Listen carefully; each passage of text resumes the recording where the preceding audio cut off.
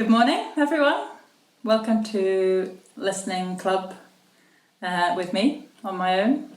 I'm Rowan Rheingans, and Andy Bell of Hudson Records invited me to share my solo album with you all this Sunday morning. It was released late last year, and it's called The Lines We Draw Together.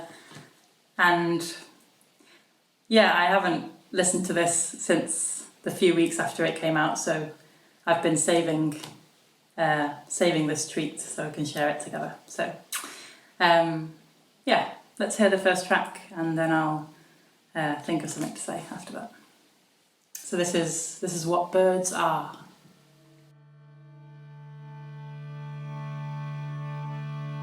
There's dew on the grass of a softly born morning.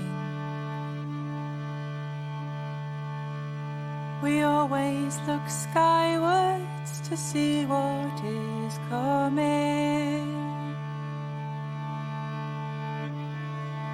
First there's a rustle, an olive tree shaking, and then without warning the earth begins moving.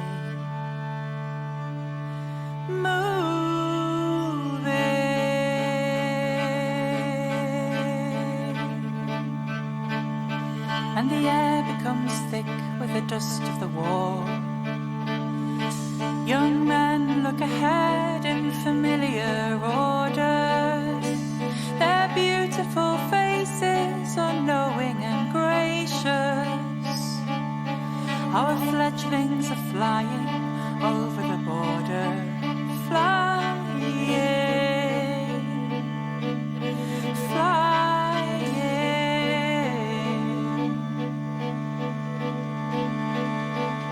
And when the bombs start to fall, a day that glimpses summer, with a sky that was bright has now turned its back, and after the slaughter, the bloody disaster, the skylark returns silhouetted in black and singing.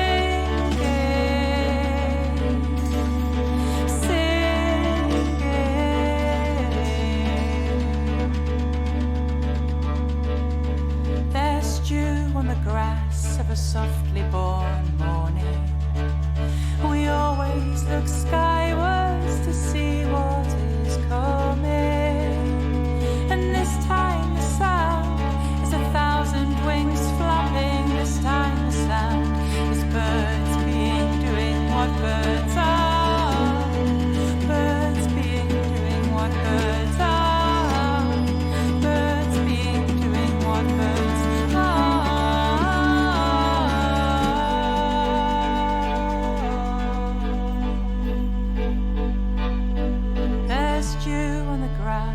Softly born morning. We always look skywards to see what is coming.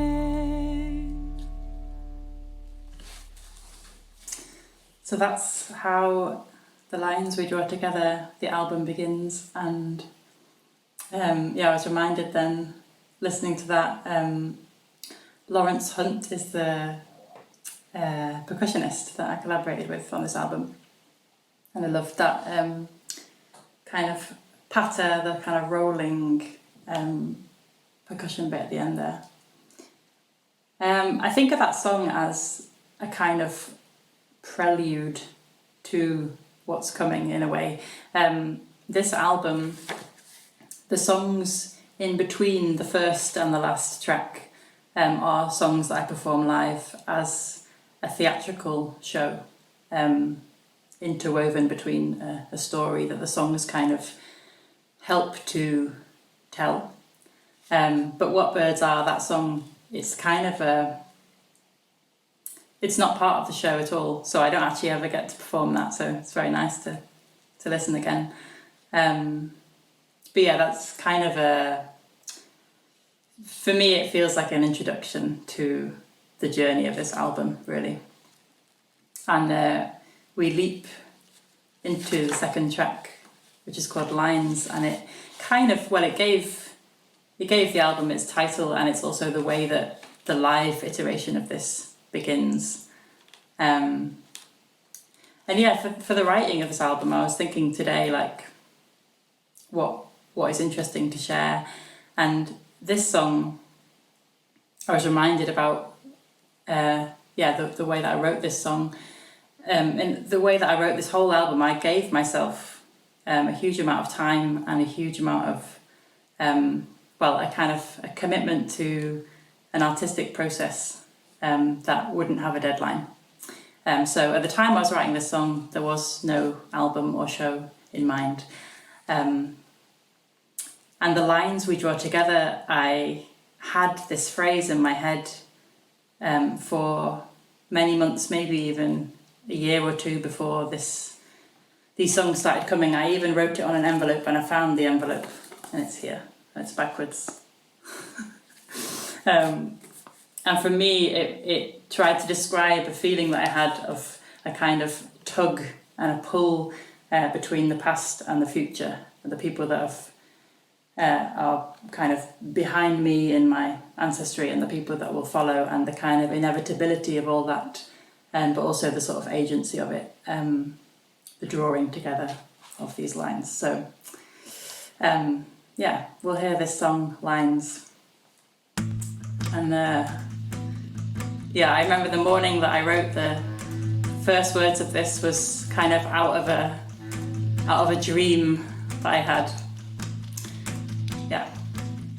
There is a cord that hangs below. These are the lines we follow. There is a cord that hangs above. The lines we draw together. The cord that flexes to the ground. These are the lines we follow.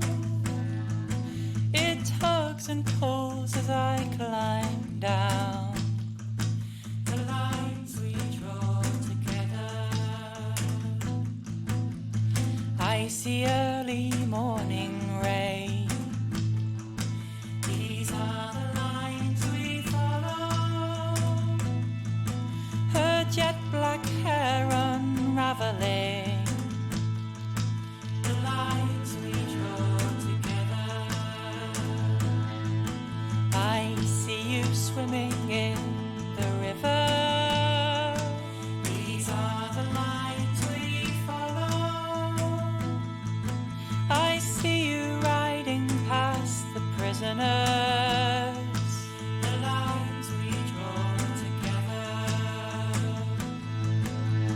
Red flags hanging from the window. These are the lines we follow. All weighted down with grief and sorrow. The lines we draw together. It's the night before the last train. The clicks that you can hear are the keys of the bass clarinet that Jack McNeil is playing on this album.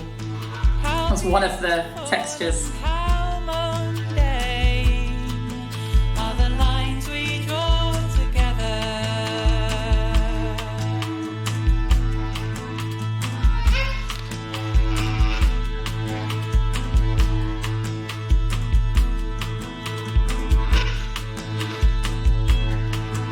I'm sorry I can't stay too long. These are the lines we follow. It's an earthly nest I rest upon. The lines we draw together. And the cord that flexes to the sky. These are the lines we follow. Tugs and pulls and I start to climb. The lines we draw together. It's my baritone banjo. The tangle of our dying words. The bundle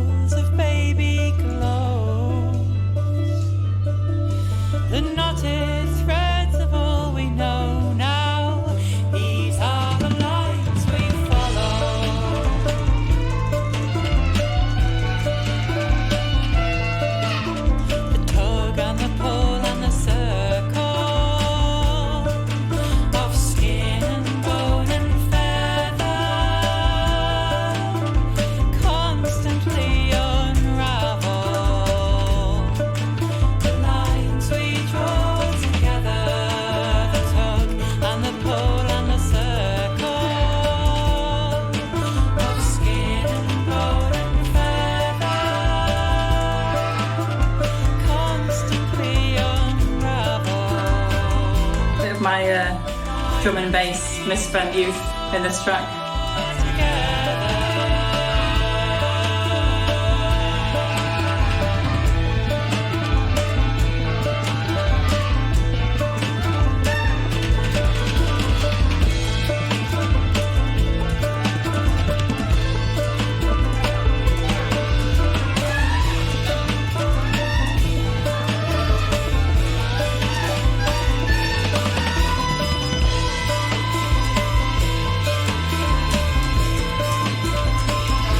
I remember being in the room when Jack was playing that incredible, I don't even know what you would call it, monster outro, and I remember feeling each take he did kind of more like pinned against the wall.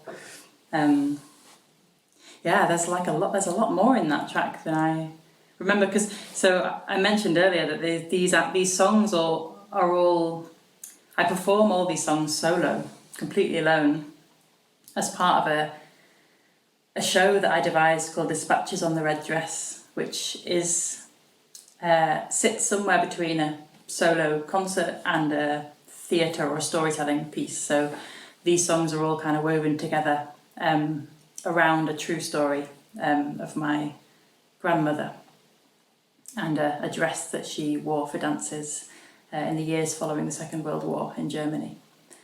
But yeah, so that song, I usually start the show and it's just me and a banjo, the whole thing, and it's still got there's a kind of monotony about that song that's intentional, that's kind of a kind of constant drive. But I also really love how in the album version, which was the album songs were only performed once. We did a big album launch at King's Place and we got this whole band together just for one time only. And yeah, and hopefully some of the gang are going to be joining us this Sunday morning. Amazing Michelle Stoddart on bass, Loz Hunt on drums, Thomas Lenthall on keys and voice as well, and then Jack McNeil, who you heard just then, playing clarinet and bass clarinet. Amazing group of musicians who all came into the album making bit of this adventure at different points. Jack kind of was with me on some of these songs for quite a little while, and I remember some days when I was writing these songs going to jam a bit with him and just completely fell in love with the bass clarinet as such a powerful sound to have there, and you heard in the ending of that track the range that the bass clarinet has is kind of epic and immense, and yeah, so I enjoyed how that track kind of unravels at the end. So yeah, we'll move on to track 3. A track that has far fewer words than lines. It's just a few sentences really, and it's begins with a melody that I composed, and it really came alive in playing it back and forth with Jack on clarinet. And we recorded this track, so some of these tracks were kind of begun their life in Wales, in Dylan Fowler's studio, which I've worked in a few different albums, and it's a very peaceful place. It's a place I feel very safe to begin these kind of fragile moments of an early moments on a record. So me and Jack went to Dylan Fowler's place for a few days, and I remember the morning that we recorded Traces, sat opposite each other. Maybe we did 2 or 3 takes, and it feels like a conversation between the violin and the clarinet. So yeah, this is Traces.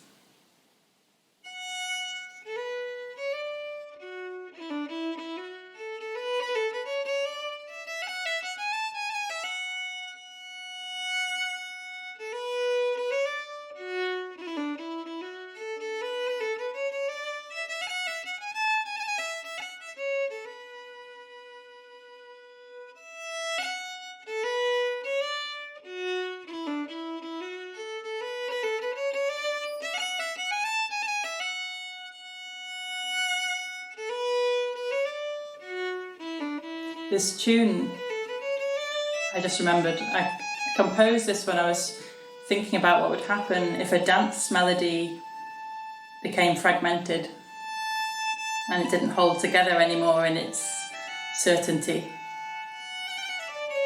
Yeah.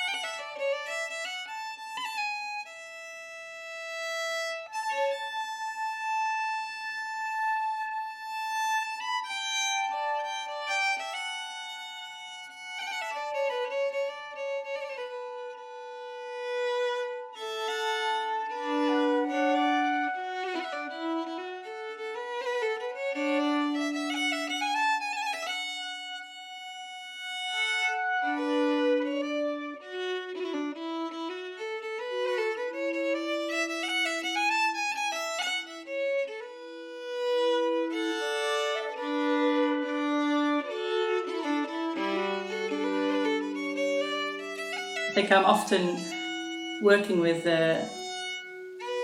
dance music as a theme, even when I'm not playing for dancing or anything. I find dance quite a central kind of metaphor or way of understanding life. So yeah, in this track, this melody is kind of a dance tune pulled apart and kind of revealed, the spaces in between it revealed, and then the song that is coming next takes a really simple feeling of being on a dance floor and turning and spinning until the edges are blurred, and yeah, just takes that out of the dance floor and onto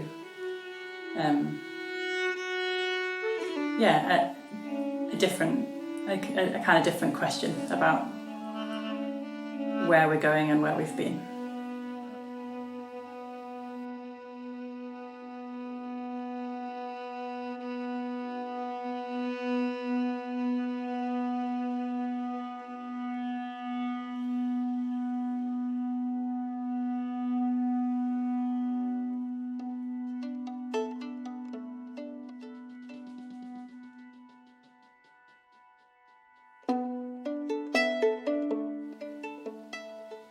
Some really subtle electronics there from Rob Bentall, who I'll tell you about in a bit as well.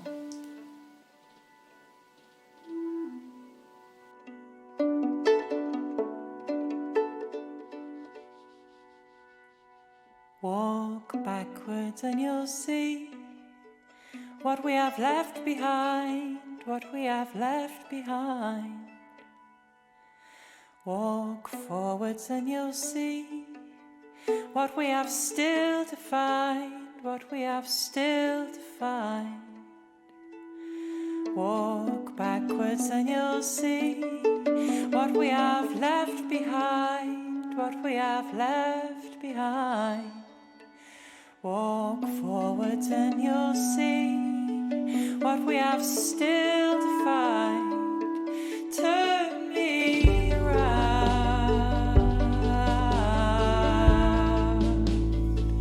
I don't want to see clearly anymore. Spin me around.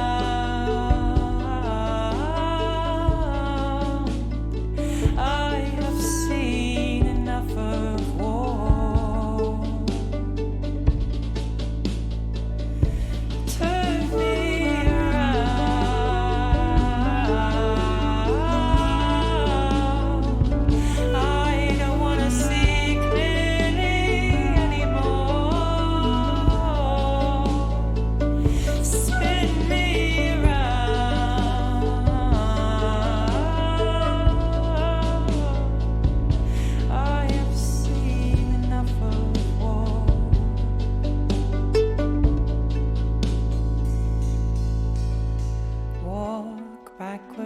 and you'll see what we have left behind.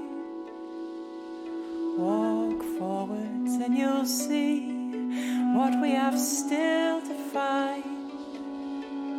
Walk backwards and you'll see what we have left behind. Walk forwards and you'll see what we have still to find. Spin me around.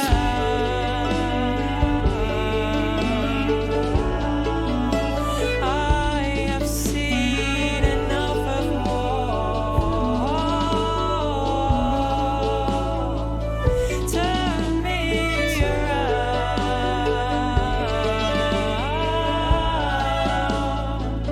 I don't want to see clearly anymore.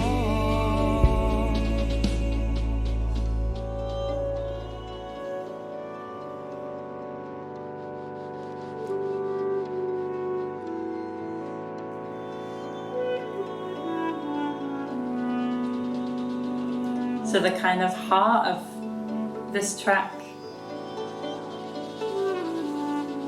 just my fiddle and my voice and Jack's clarinet, was recorded in Wales.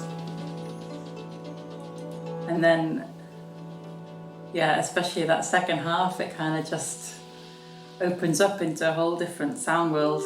And that's kind of like, yeah, a few of the tracks on this album kind of made the same journey, because I made this album over quite a long time, a couple of years really.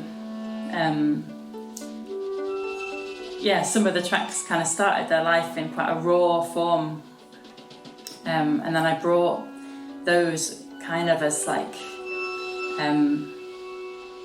yeah, as kind of skeletons almost to Andy, and we sat in my kitchen in Sheffield and listened through and kind of imagined, you know, what else could be there, how else they could grow. And that's just, yeah, it's really cool to hear that track again and remember the very distinct kind of spaces that that song's kind of been in. And yeah, when so Tom, who's playing keys and synth and pocket piano and all different kinds of things of that ilk throughout this record, is also singing. And that was, I'd not met Tom before making this record, but Andy said that he knew the Birmingham Bon Iver, and I was like, yeah, that he'll do. And yeah, the first time we got together in Birmingham actually to record some of the backing vocals and a few of my kind of overdub vocals, and yeah, got together at Andy's place and tried singing together, and it just worked straight away. And I really love hearing his voice on that. Nice. This is a treat. It does feel a bit weird not having, I mean, I know that, you know, my bandmates there are in the comments, but not having people here to share it with is a bit strange. I've been enjoying watching these listening clubs, and I enjoyed my favourite band, Salt House, were doing one last week, and they were all telling each other how great they were. So, no pressure. No, this is really nice. Is there anything else I want to say about that? Yeah, I just want to big up. I'm going to, just keep bigging up all the people that are playing on this album. There was more amazing drumming on that from Lawrence as well. He is an extremely melodic drummer. Percussionist, I guess, like, because it's not just kit that he was playing on this album. There's so many different things he was hitting. And it was such a cool, that was another layer that we added with Andy in Sheffield in a studio here and also in Birmingham. It was such a joy to go in to the studio for the drum sessions and just sit and watch his craft. So the next track is called Fire, and it's a song that is still teaching me a lot. It's teaching me how to sit with a lot of uncertainty and a lot of contradiction, and it's actually the very last song in my solo show, Dispatches on the Red Dress. It's the song that I choose to leave the audience with, because it's not clear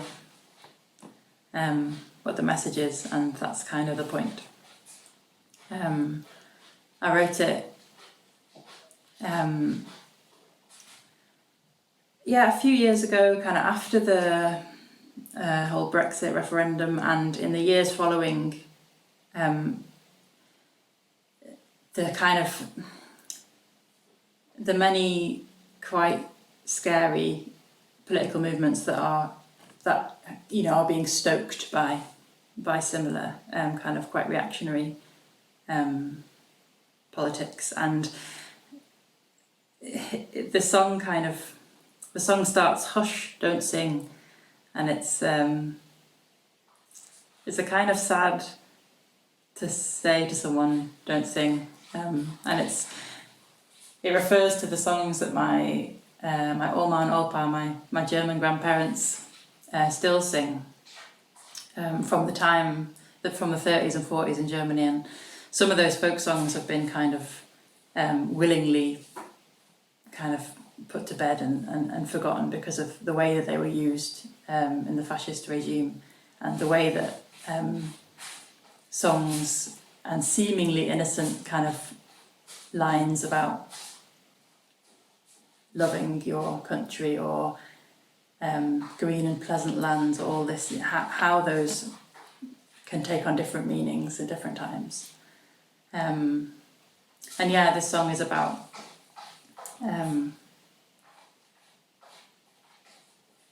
the fires that can destroy and the fires that are also life-giving, and sitting with those seemingly contradictory things. It's also a bit of a warning song, I suppose. Features my lovely soft baritone banjo, which me and my dad found in a car boot sale. Hush, don't sing. You can't sing those songs anymore, though you sing of green and pleasant lands. They burned the evidence and the arguments for joy, in case we forget again that we were born to kill for love, which is not real love, but it's warming the cold evening. And the others went before us, collecting sticks from the woods to feed the flames that will suck the air from around us. We will drown before the thunder comes. We'll go outside and build a fire. We'll go out in all the gardens and pile it higher and higher. And as we watch it all burn, the sun will go, the ground will blacken where an old wind blows. We'll be here in the same old place, with smoke in our hair and soot on our faces. Love, oh careless, careless, careless love.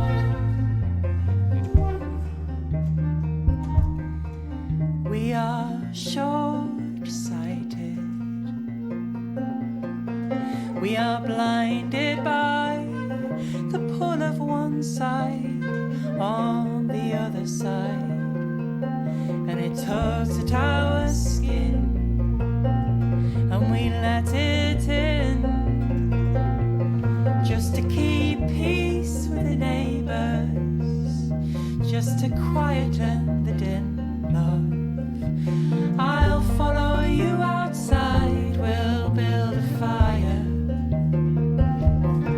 We'll take things from all the gardens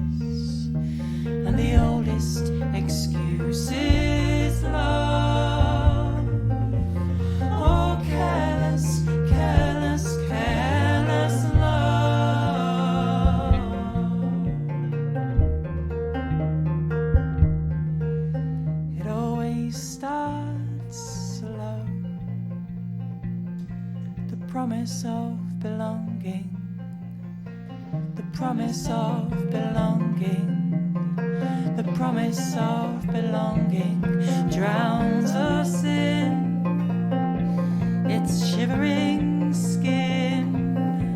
And to belong, we all stop talking. Hush, hush, don't sing.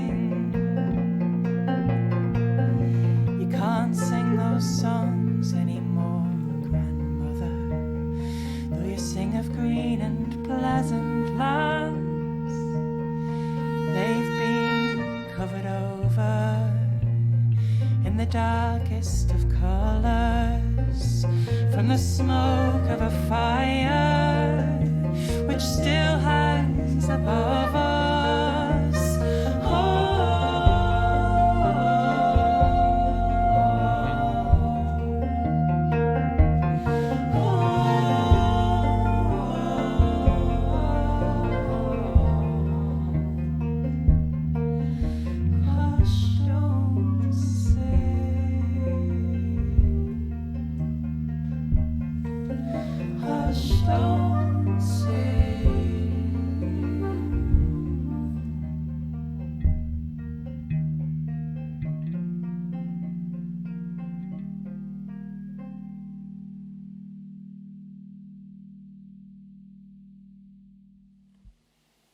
That's probably the only song with that collection of instruments. I was just thinking it's quite a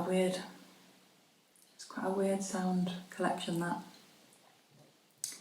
Twangy little banjo and gorgeous clarinet and synth and amazing electric bass from Michelle Stoddart. Yeah, that song is, I'm still kind of in that, so it's still telling me stuff. Something I forgot to say when we began this was that I'm trying not to talk so much during the tracks unless I think of something. But if you have specific questions or comments, then please go for it in the box, and I'll try and answer it there so that I'm not chatting over all my singing. So the next song is quite an unusually narrative song for me. I don't usually write narrative songs, and I don't usually write songs with choruses. I don't know why this song came out in this way particularly, but I wrote it. I borrowed the best acoustic room in Sheffield, in my humble opinion, is the room above the Shakespeare's pub. I believe it used to be an old gym, and so it has this sprung floor and gorgeous high ceilings, and it's a real joy to sit and play in there. So when I was writing a lot of these songs, I would book that room out for the afternoon, and I would go there and try and immerse myself in lots of different kinds of kind of creative, almost games for myself, I suppose, ways to trick myself into writing songs, or ways to explore ideas. And yeah, I sat one afternoon and wrote this song, and I was wearing got a few pairs of woolen socks that were made by my great grandmother, my Orpa, my grandfather's mum, Oma Stina. My sister has her name as her middle name, and a lot of these songs, they accompany the story of my grandmother in the post-war time in Germany in the way that they kind of emotionally occupy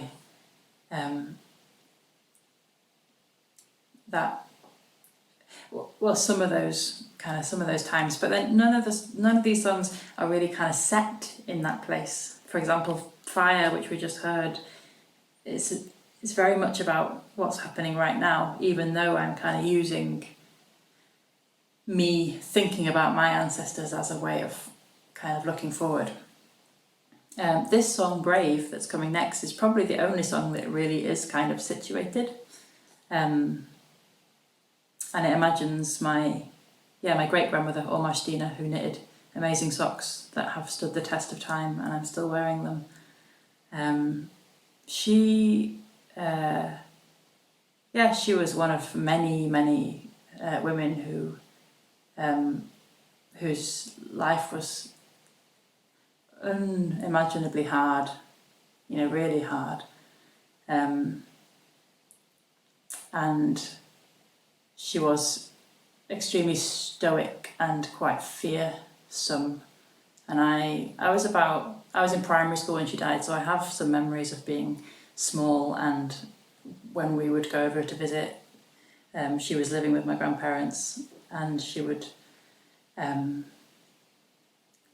bang her fork and knife on the table if me and my sister hadn't eaten enough food. She was quite a scary woman. I was quite scared of her.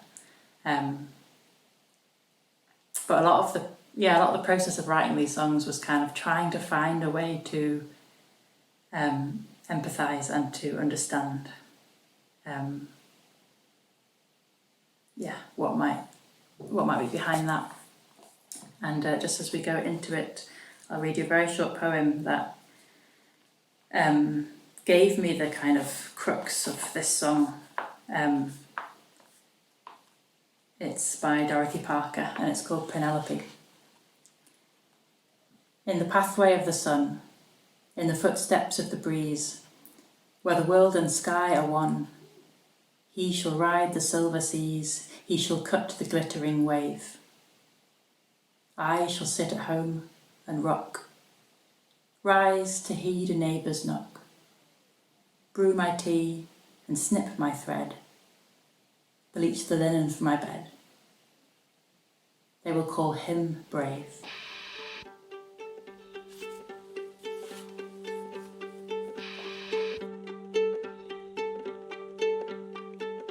They'll call him brave right after it's over.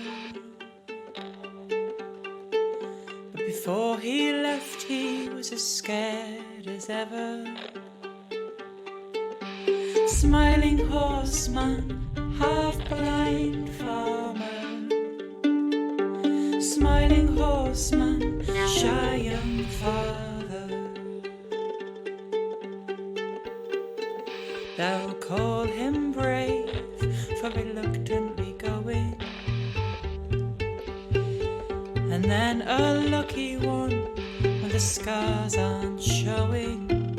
And I'm knitting, stitching, holding together, knitting and stitching and carrying on.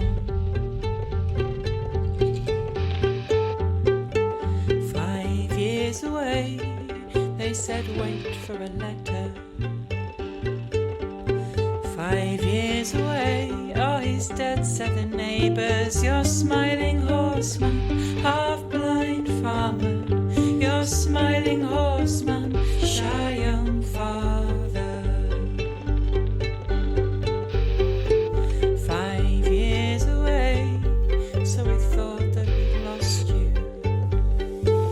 We said goodbye to you and the baby brother, knitting, stitching, holding together, knitting and stitching, carrying on, knitting, stitching, holding together, knitting, stitching, carrying on.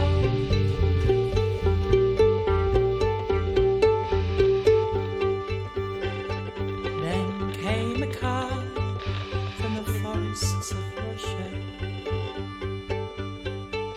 In simple words, I'll be home soon, lover. Your smiling horseman, half-blind farmer. Your smiling horseman, shy young father.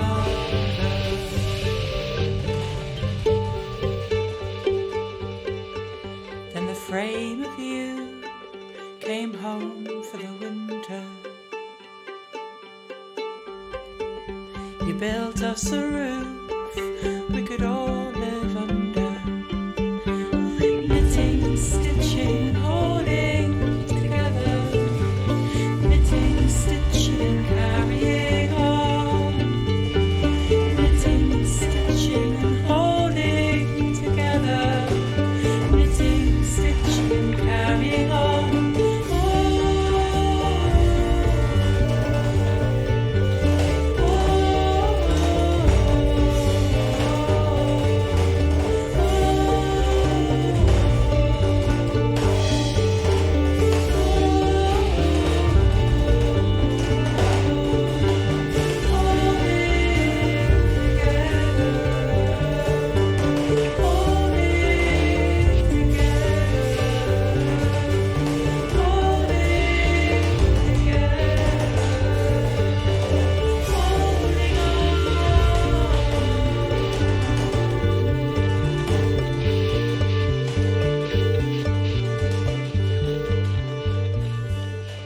And they'll call him brave.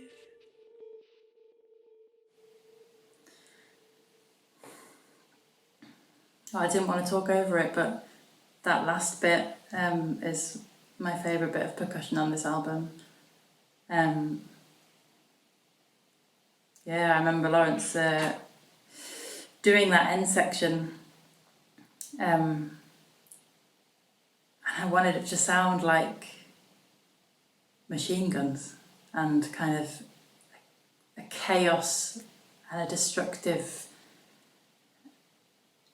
like a really painful gunfire, you know. And I remember we had quite a few goes at it, and I just kept saying like, just let go, or you know, each time it got crazier and crazier until that I think that was probably the last take that we caught of it, and it was so beautiful to watch Lawrence taking the inspiration from this song, which like it tells a true story of my Ulmash Dina's husband, my great grandfather, who was away in a prisoner of war camp after the end of the Second World War for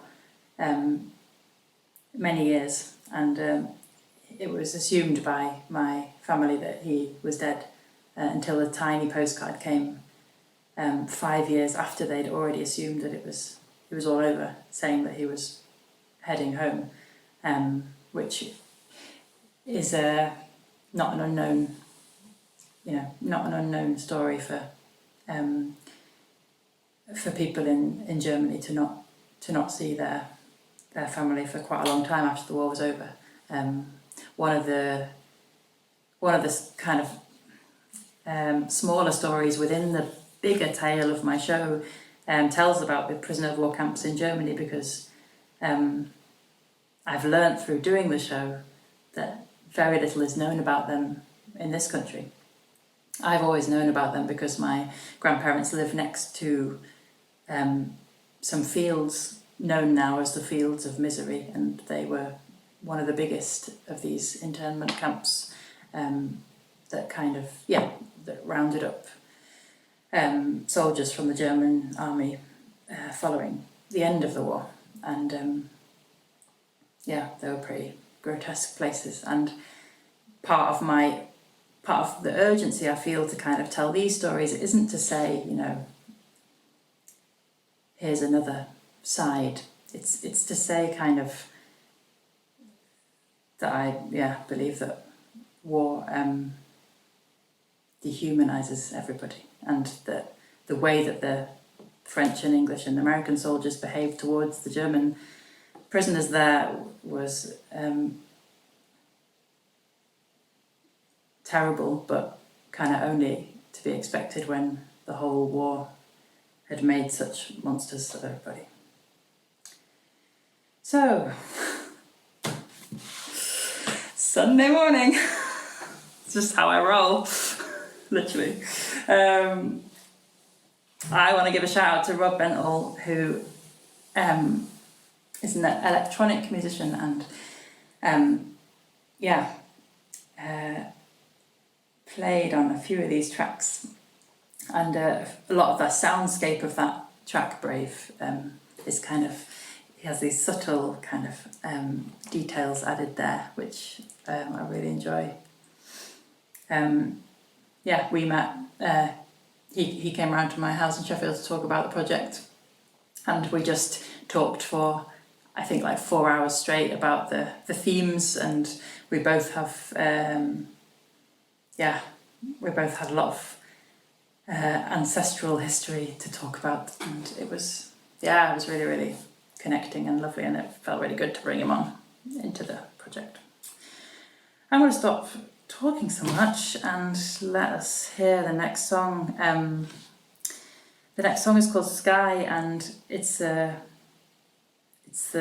kind of barest song on the album. It's just me and my viola, and that's how I perform it as well. And it's a song that's dedicated to a woman called Etty Hillesum, who was a Jewish woman in Amsterdam.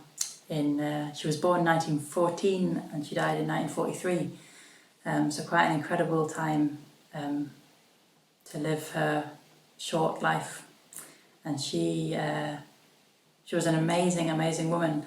I'll tell you more about her after we've heard this song for her. And it uses some of the words from her diaries, which were such an important book for me in making the show and the album. So it's a song for Etty. It's called Sky. Above barbed wire prisons, watchtowers and mud puddles, the sky is full of birds. Beyond this forgotten mountain, this darkened island, the sky is full of birds. Although our sickness grows each day and our sorrow breeds in each new face, the sky is full of birds. Despite our eyes blinking to the page, shouting death and death again, the birds are high and the sky is full of them. Above a purple lupin field, swaying in the best sunsets of my life, the sky is full of birds. The rare metal of bird song, the clashing guns of bird song, the wailing prayers of bird song and warning sirens bird song, the prisoners of bird song and transport trains of bird song, the scream and hope of bird song. Oh, we are slow singers.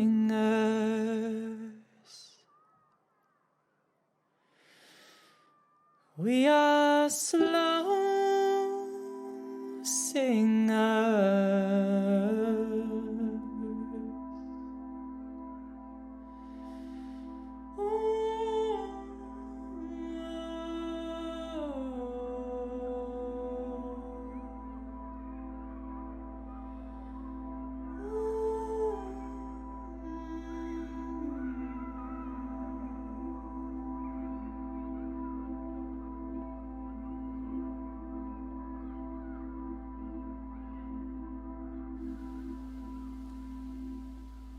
In the old room that I used to work in, not the room above the pub, but the room in my neighbour's attic. I have many different work spots in Sheffield. In my neighbour's attic, which I rented for a year or two to write in, the Velux window looked out onto the park, and on the other side of the park is the junior school. So on a warm day when I'd be writing in there or practicing and I had the window open and the kids were on their lunch break, and there would be this absolutely gorgeous cacophony of giggling, screaming, playing children, and to me it's one of the most free sounds. It's so joyful. So I just stuck my little recorder out there one mid-morning and just captured it, and that's what you hear at the end of that song, as it kind of it brings the whole song out of a kind of far away, quite kind of dark place into something really present and young and moving and laughing, which I really like. I also forgot about the Hammond organ. Yes. Oh, it's so nice. Tiny bit about Etty. She was a writer and a very spiritual person, a poet, and she was into psychology, and she was very thoughtful about religion and friendship and love and what it means to be alive. And she became, her diaries became a very, very important collaborator for quite a few of these songs. And that song in particular is the most kind of close to her words. She wrote diaries kind of documenting the time before Nazi occupation, and then kind of as her city became occupied by the fascist regime, and then as Jewish people began to be taken away, and finally she also she was at a couple of different concentration camps, I think, and she died in Auschwitz, and her final diary was never found, but she kept writing even within the concentration camps, and some of those diaries are they're astonishing, really.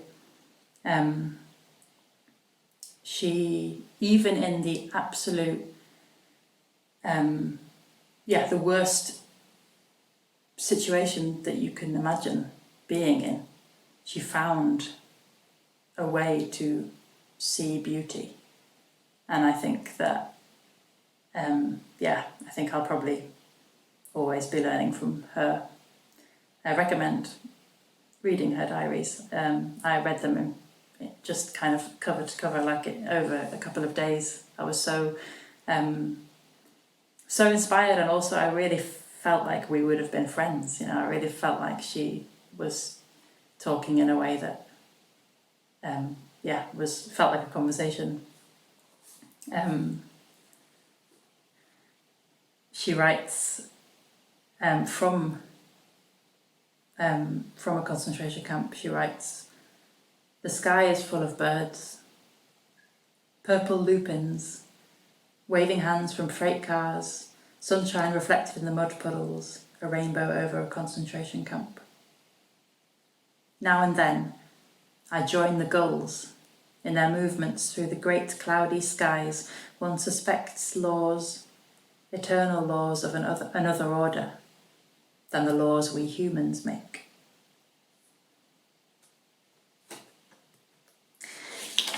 And my notebooks are full of her, basically. I really recommend her. She comes back in the song down the line. For the next song, we hear a gorgeous introduction from Michelle. Amazing bassist, gorgeous woman, and just really took these songs under her wing. It was also such a treat to sit in the studio when she was doing her sessions and watch her work her magic. This next song, it imagines my two grandmothers, my German grandmother and my English grandmother, on their separate walks home from dances, which was something that they both used to do a lot of. And it's the kind of the thing that I feel I have the most in common with both of them in our three different spaces in this universe. So yeah, this song imagines a walk home. Yeah.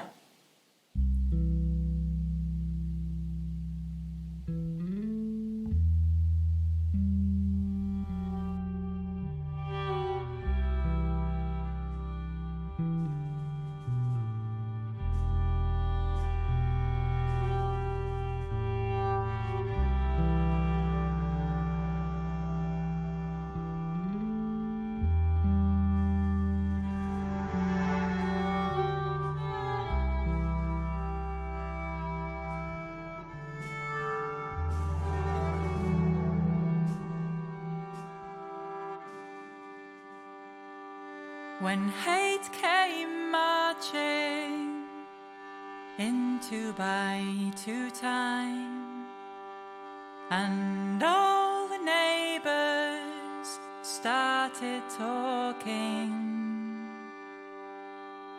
there was nothing to do then but cherish the evening, shooting waltzes into dancing halls.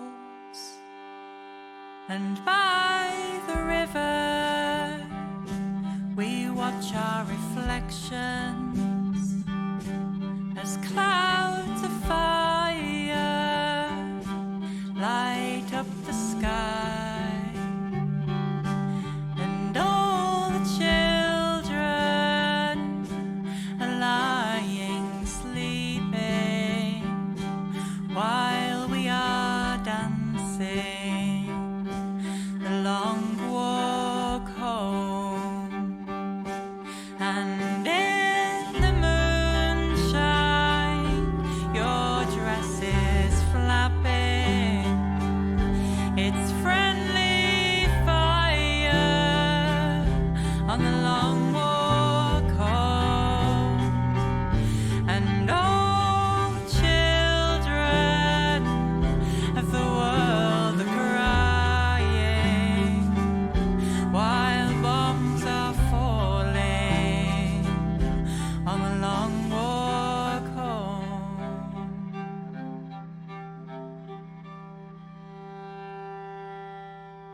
And by the wall there's a little girl standing. She was you once, with all of her questions, and all of her questions make the wall look smaller. Don't be nervous, little girl, you are the answer. You are the answer. You are the answer. You are the answer, little girl. You are the answer. You are the answer. Don't be nervous, little girl. You are the answer.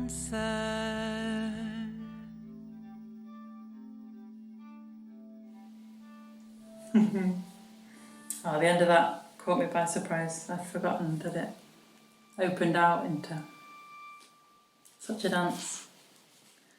I've got producer Andy Bell in my ears telling me what he likes as well. We were just enjoying the octave clarinet there.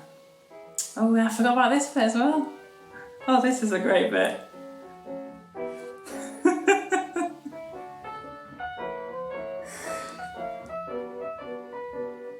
Sunny Side of the Street was my Nana's favourite tune, so I thought it was only fair.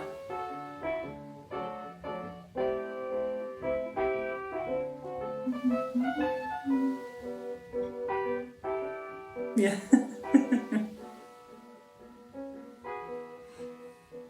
Is that what we did?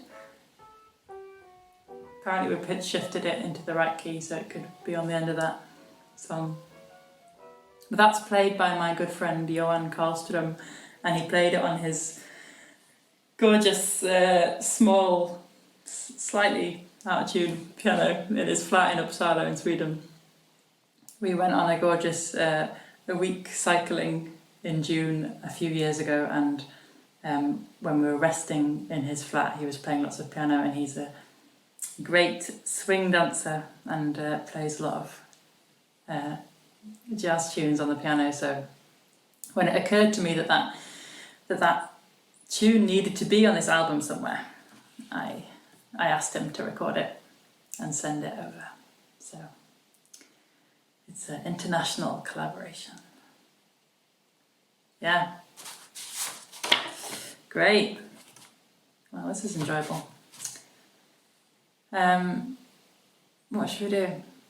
We could go straight into this one. Yeah, why not? We've just entered the dance hall, so we'll hear another song about dancing, which is, to be honest, the main thing I write about. I find it a constant source of stories on the dance floors. Yeah, this song imagines what the old rooms and old floors have seen.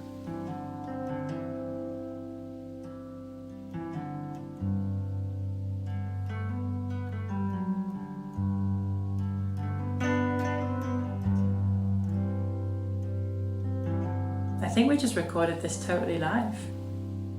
I will try to remember the shape of your shoulders, the lines that we made, the tracks that we mapped across the room.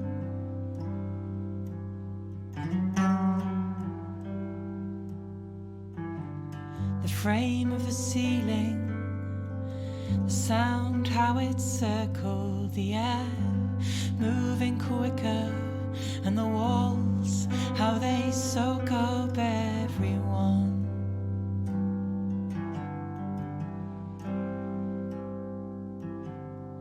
This is where we are most lost. This is where the floor gives way.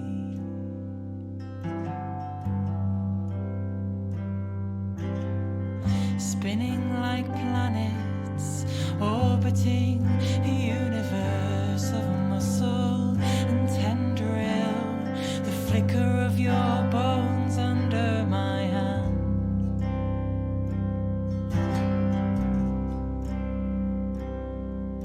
I can meet you in memory as a human choreography pulls us all into a timeless land.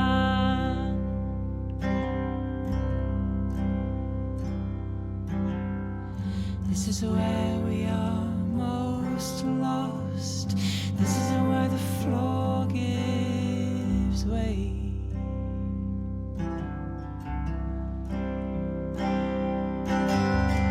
This is where we are most lost, and the floor gives way.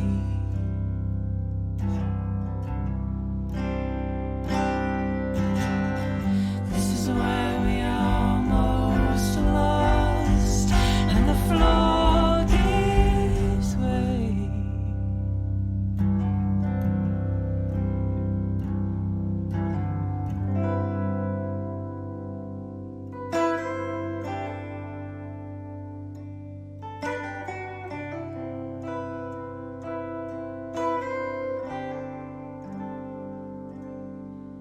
I will try to remember the shape of your shoulders when we moved in the darkness, the same room at a different time.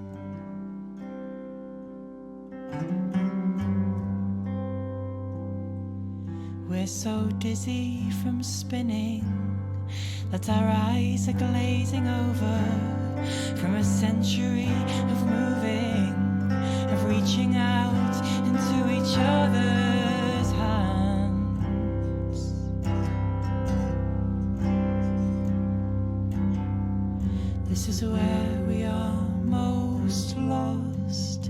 This is where the floor gives way.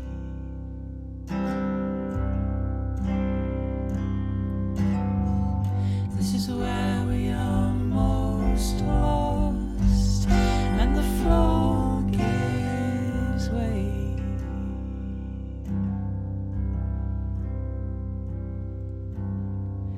This is where we are most lost, and the floor gives way.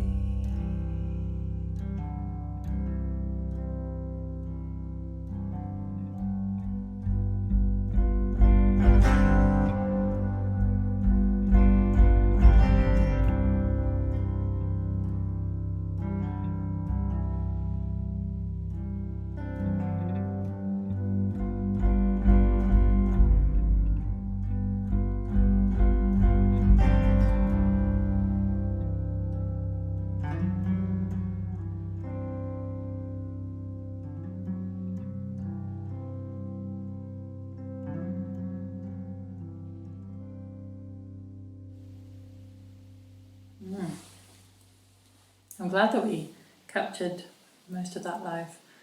I think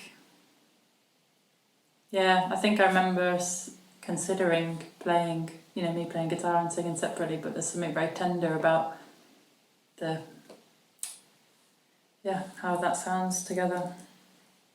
I think I'm right in remembering that the drum that Loz plays on that was one of those like massive kind of marching band bass drums, like this gorgeous like full-on thing that was hanging out at the studio in Sheffield, which we were using, called Tesla Studios, by the way. Love that. I think that's my debut electric guitar on an album. First and last, Andy says, but actually it's not true, is it, Andy? I've even played it since. Dark, but we've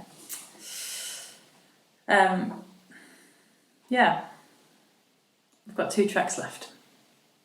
I hope I'm perking up your Sunday here with these sad songs. The next song is called Sorrow. And it's I think it's the first song that kind of arrived in its, it was ready as a song before a lot of these. And it's one that I tried to take what I think is the main teaching of Etty, our friend, into a song, and she says it better than me, so I'll just read from my notes from her diaries. She says, "We have just one moral duty, to reclaim large areas of peace in ourselves, more and more peace, and to reflect it towards others. And the more peace there is, the more peace there will also be in us and in our troubled world."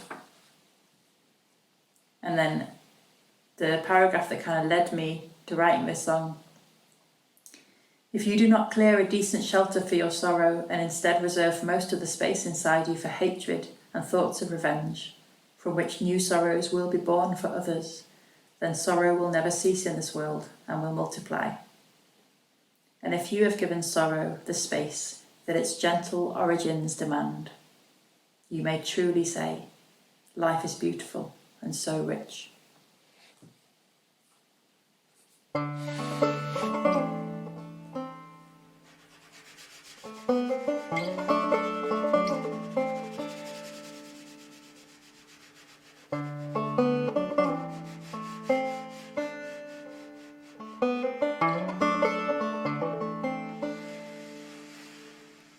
There's a bright yellow star on the horizon.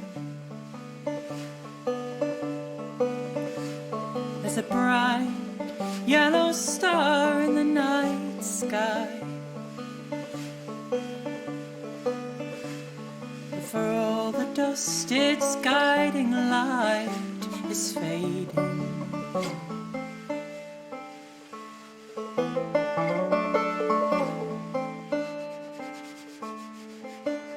Storm clouds gather on the mountain.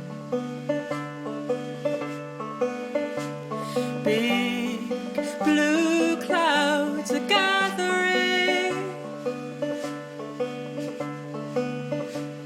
That distant storm is sure to come, but the heart that knows the color of love is pounding. We better make some room for sorrow, or we will sing a darker tune tomorrow.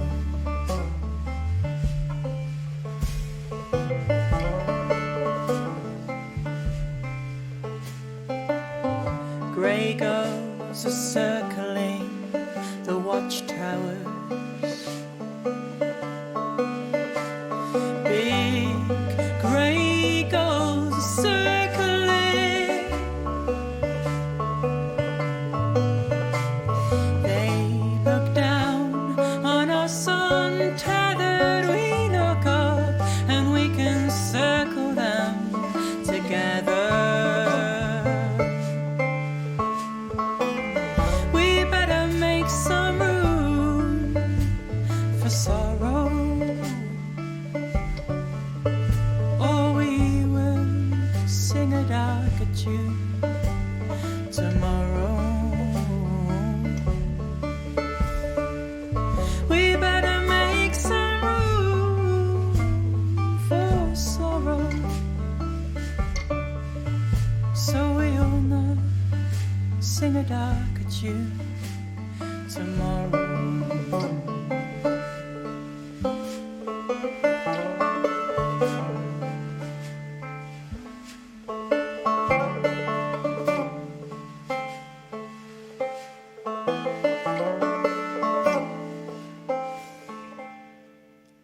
There's a bright yellow star on that young man's jacket.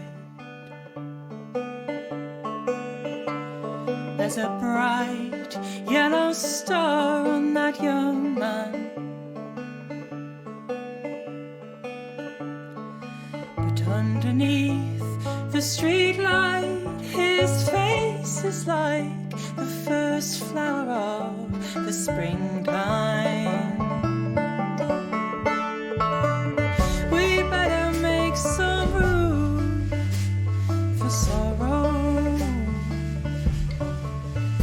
or we will sing a darker tune tomorrow. We better make some room for sorrow, so we'll not sing a darker tune tomorrow.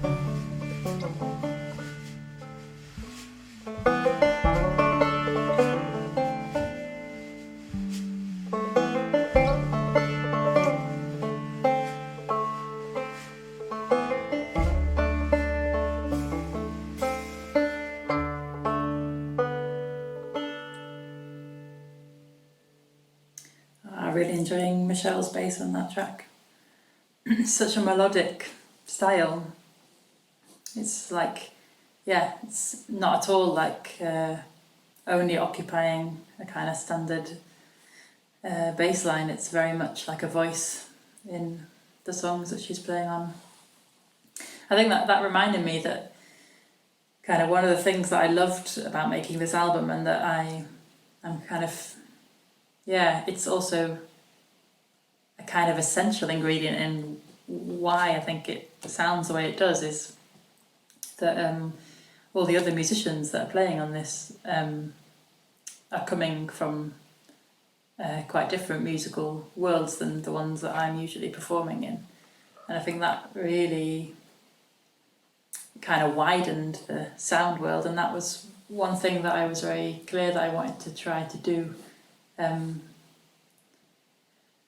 Partly because of the kind of style that I was writing in, but also because I'm, this was my first adventure into,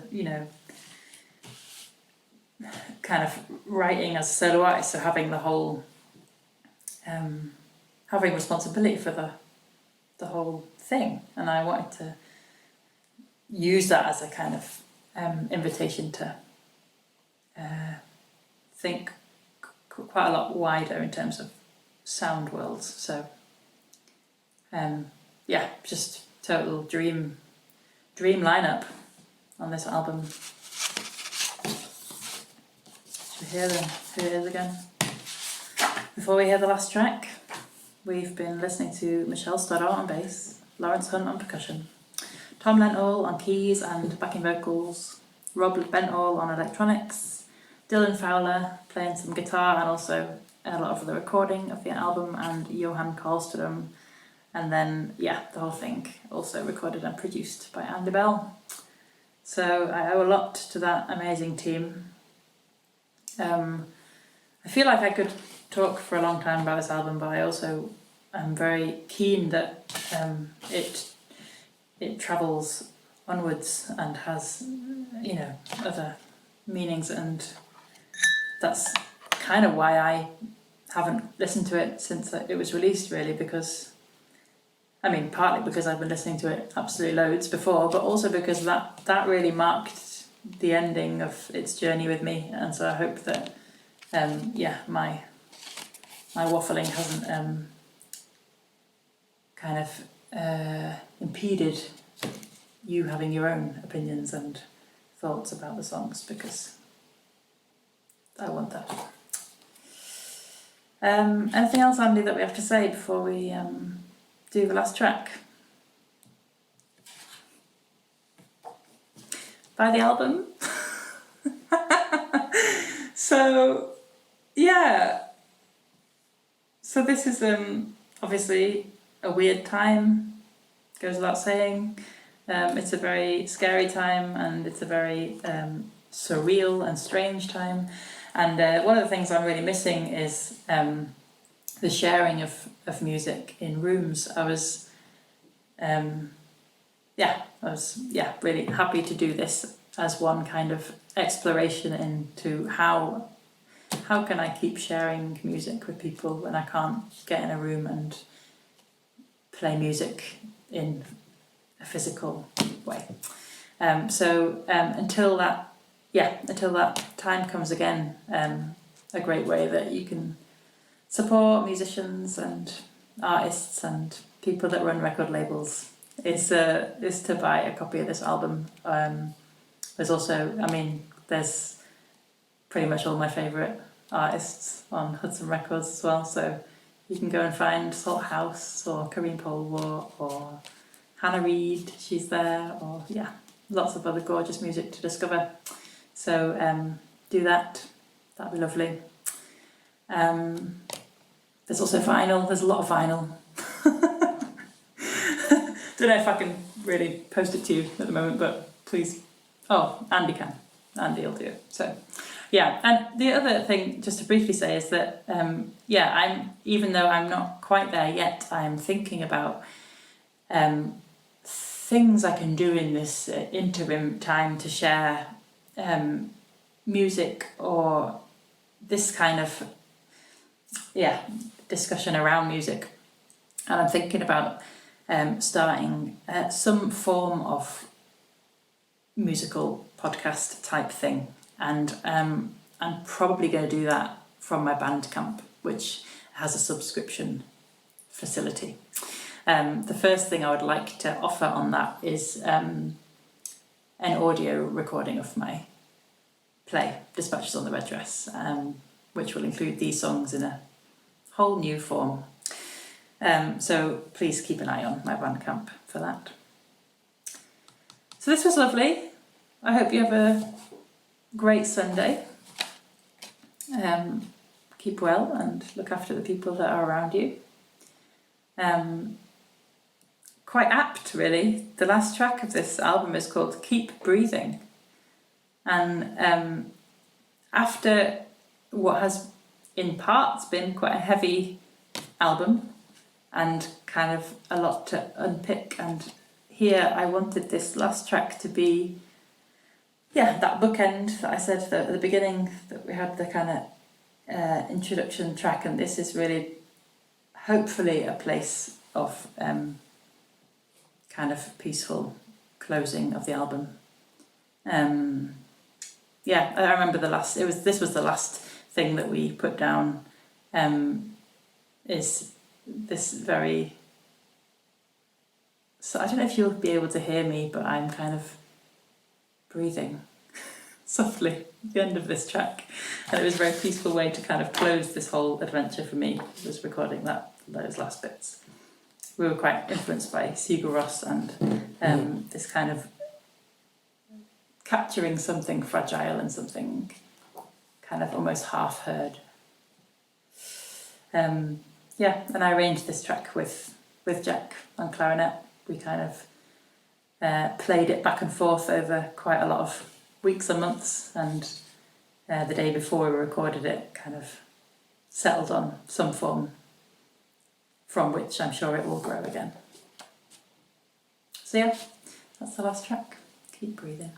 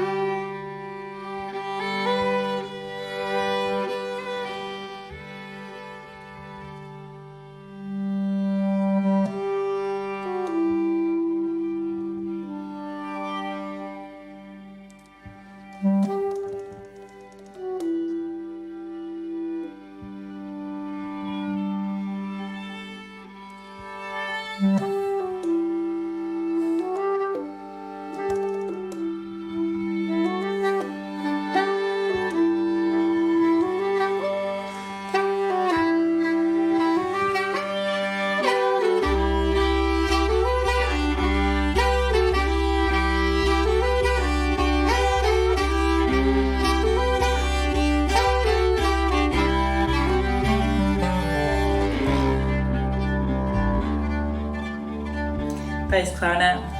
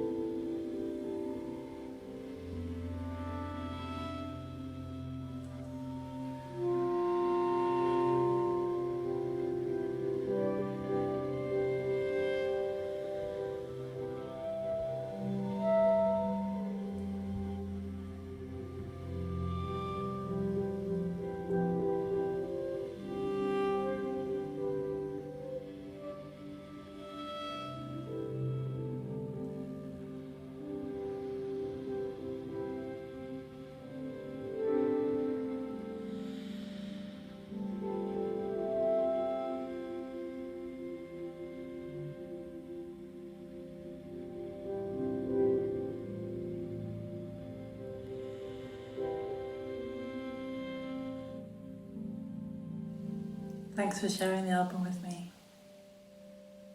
Have a nice day.